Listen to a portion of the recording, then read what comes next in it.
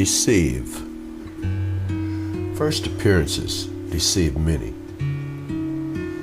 Many men deceive by their words, seldom by their actions. It is true that you may fool all of the people some of the time. You can even fool some of the people all of the time. But you can't fool all the people all the time. Deceive not thy physician, confessor, nor lawyer. No man can hope for lasting happiness whose fame rests on deception. He reminds me of the man who murdered both his parents and then, when sentence was about to be pronounced, pleaded for mercy on the grounds that he was an orphan. The bait hides the hook. No one ever fooled you as constantly and as successfully as you fool yourself. We are inclined to believe those whom we do not know because they have never deceived us.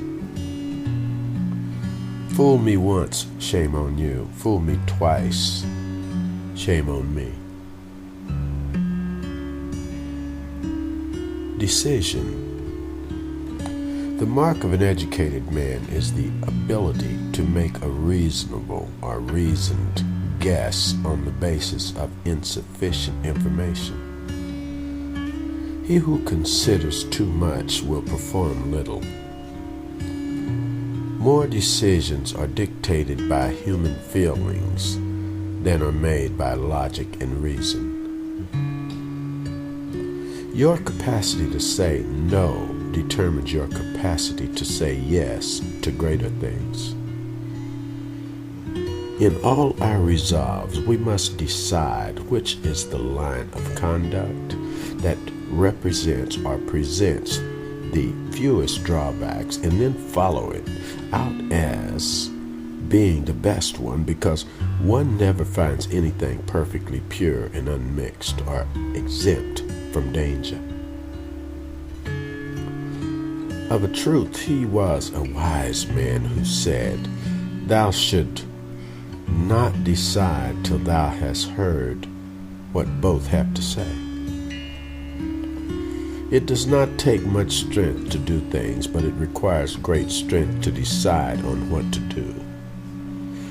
The man who insists upon seeing with perfect clearness before he decides never decides. We make our decisions, and then our decisions turns around and makes us. Think it over, yes, but don't dilly-dally until someone else has thought it over, worked it out, and put it over.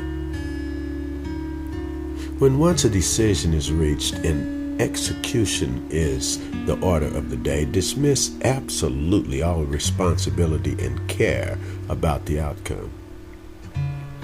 Look at it, size it up, but don't postpone your life just because you can't make up your mind.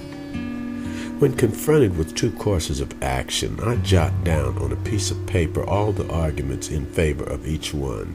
Then on the opposite side, I write the arguments against each one. Then by weighing the arguments pro and con and canceling them out one against the other, I take the course indicated by what remains.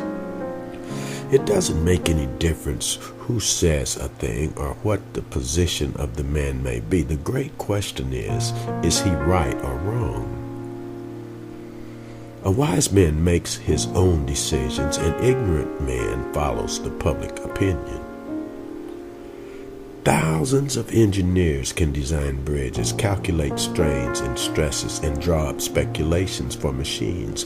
But the great engineer is the man who can tell whether the bridge or the machine should be built at all, where it should be built, and when.